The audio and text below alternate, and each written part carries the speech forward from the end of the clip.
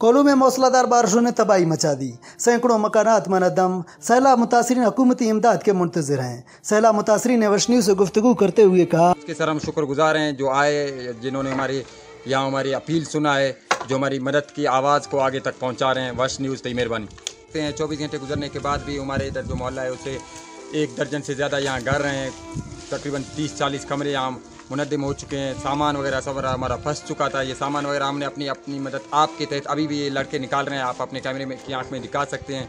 इंतज़ामिया से हमारा रिक्वेस्ट है कि यहाँ भी तवज्जो दें। आप यकीन करें, सिर्फ फोटोग्राफिंग और एक आटे की थैले के अलावा हमें कुछ भी नहीं मिला है। सैलाबी सूरत हाल से मुख्तलिफ जगहों में सैकड़ों कच्चे मकानात गिर गए हैं। कई इलाकों में इमदादी सरगर्मियाँ शुरू नहीं हो सकी।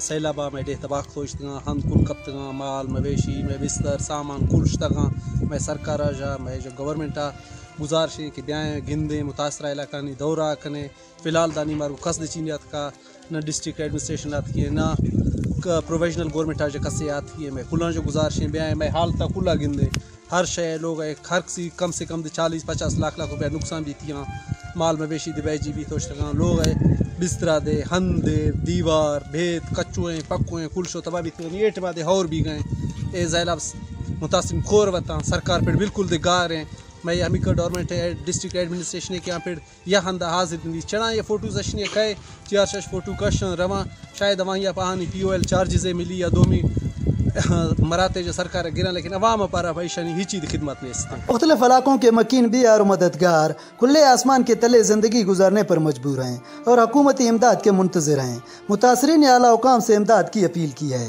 कैमरा टीम के हमरा अहमद मरी, वश न्यूज़, कोल्लू।